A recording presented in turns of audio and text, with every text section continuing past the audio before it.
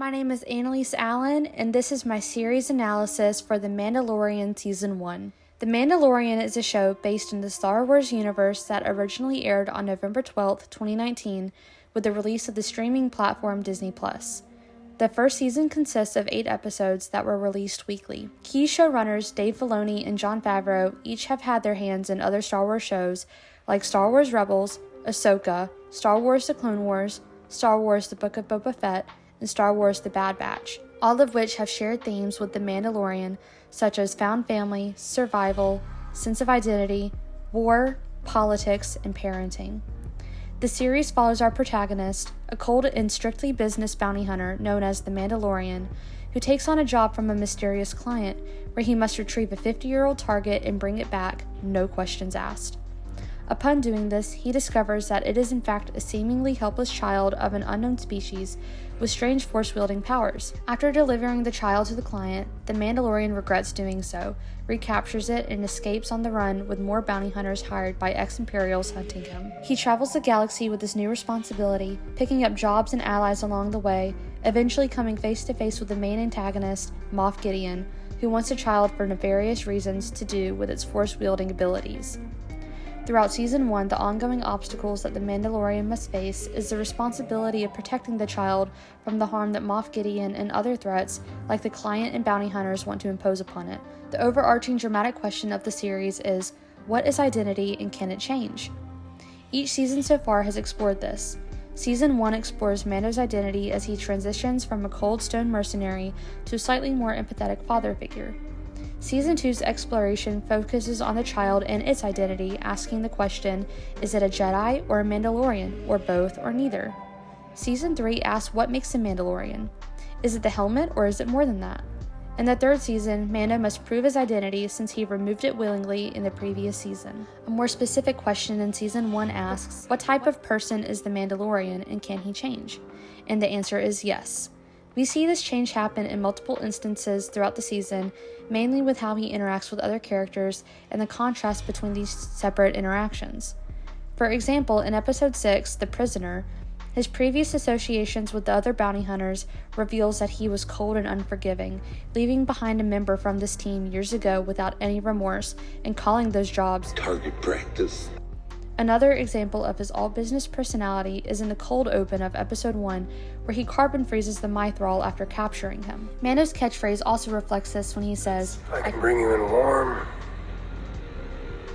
or I can bring you in cold. This means that it doesn't matter if they're dead or alive, he's finishing the job no matter what.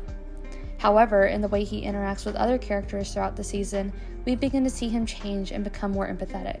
He not only gains allies, but makes friends and trusted individuals to care for the child, like Huil, introduced in Episode 1, and Peli the Mechanic, introduced in Episode 5. Mando's opinion on droids even changes as the season progresses. In the last episode, he accepts help from IG-11, a reprogrammed bounty droid, to save his life. This is a stark change from the end of the first episode, when Mando shot IG-11 before it could kill the child. Season 1 of The Mandalorian can be broken up into 3 acts over the course of its 8 episodes. It begins with the opening image of the Mandalorian's hand, holding a tracking fob in Episode 1.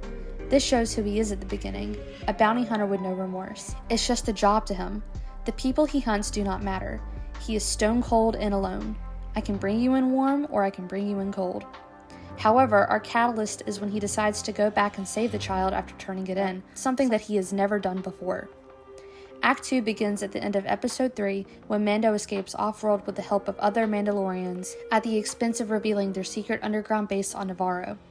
From here, the B story is introduced, where the Mandalorian is learning how to take care of the child and trying to find somewhere safe to hide out while working smaller jobs to provide for it. This stretches on from Episodes 4 through 6. In each of these episodes, Mando learns what it means to have a sense of protection for something other than himself, and the responsibility that he bears becomes even more solidified. Just as he thinks things are fine, he is contacted by Greef Karga, who Mando previously thought that he had killed in Episode 3, and is asked for help to keep the enemy off Navarro. All he has to do is bring the child as bait. With this, Act 3 begins in Episode 7. The Mandalorian recruits Cara Dune, introduced in Episode 4, an ex-rebel soldier, Quill, an IG-11, the reprogrammed bounty droid turned nurse droid, to help watch over the child during this mission. They arrive on Navarro and create a plan with Grief Karga that he will turn Mando in, and Quill to take the child back to the ship. They decide to use a decoy instead.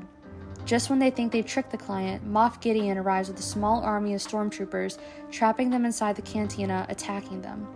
Simultaneously, as Quill nearly makes it back to the ship, he is killed and the child is taken. Bad guys have closed in. In Episode 8, when Mando is injured and near death, he tells everyone to leave him, but IG-11 stays, convincing Mando to let him help him because he is not a living thing. No living thing has seen me without my helmet since I swore the creed. I am not a living thing. When Mando accepts IG-11's help, this is our break into 3 and the start of the finale. In the tunnels, the Mandalorian armorer gives Mando the task to return the child back to the Jedi after understanding what sort of power it has. She tells him that until it is returned, Mando is now a clan of 2 and must now act as a father figure to him. What is it? It is a foundling. By creed, it is in your care. You wish me to train this thing? It is too weak. It would die. You have no choice. You must reunite it with its own kind. Where? This you must determine. You expect me to search the galaxy for the home of this creature and deliver it to a race of enemy sorcerers? This is the way.